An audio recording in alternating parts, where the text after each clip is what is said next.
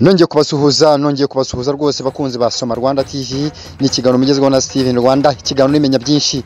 Ngira ngo murabizi mu minsi ishize ubwo Mwanafunzi yakoraga inkuru kuri Kongo cyangwa se ku mutwe wa M23 n'ingabo zikomeje kurwanira mu ishyamba hariya muri Kongo.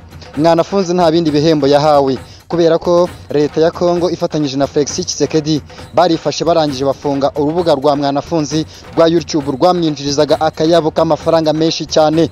Nabwo ari Mwanafunzi ngiye kuvugaho ndagaruka no kuri Scovia wacu, ngira ngo muramuzi. Scovia rwose nawe ni umunyamakuru mwiza cyane, ngira ngo murabizi afite channel yitwa Mama Rwagasabo.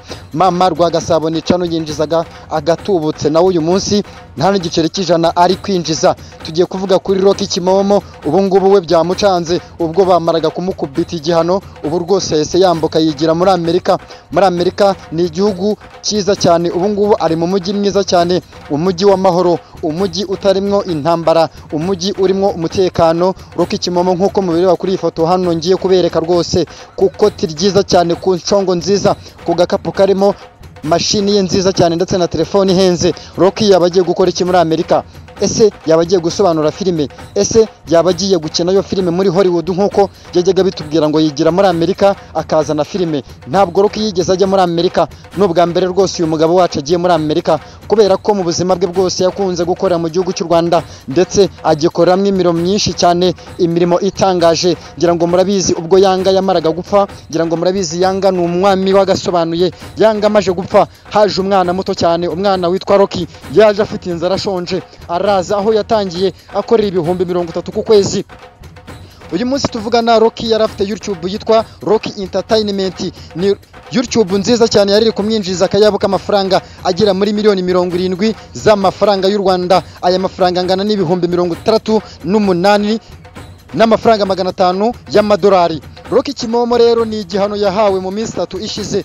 Ubwo yamaraga guhabwa iki gihano, ngira ngo ubwo bagihaga Mwanafunzi nta kintu yigeze abikoraho, Scovia nawe nta kintu yigeze abikoraho, ariko Rocky we yarifashe ararakara, agira umujinya mwinshi cyane, arangije ahita ajya ku kibuga cy'indege, dore ko yari afite visa y'ubuntu rwose yari yarahawe n'igihugu.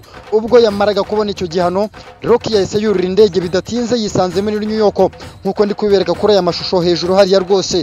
Rocky Kimomo muramuzi ni icyamamare, ubu tuvugana ari muri Amerika ameze nk'umusabirizi, ameze nk'umwana uvuye mu cyaro ugiye mu mujyi wa Kigali, kubera ko ari ubwa mbere ageze muri Amerika. Yagezeyo yakirwa n'abahanzi batandukanye, yakirwa n'abajejeta faranga, abantu bafite amafaranga menshi cyane. Uyu munsi tuvugana rero Rocky rwose akomeje gutera intambwe ikomeye cyane. Komeza ukurikirana ibiganiro bya Soma Rwanda TV hamwe na Steven Rwanda. Niba ukunda ibiganiro byanjye, urumo n'umunyabwenge rwose, ikiganiro nimenya byinshi, ndaza kugaruka babwira amateka ya Rocky n'ubuzima bwe bwose mu Rwanda nuko yatangiye naho yarageze. Urakoze kunkurikirana cyane, kora subscribe kuri Soma Rwanda TV hamwe na Steven Rwanda, ndabakunda cyane.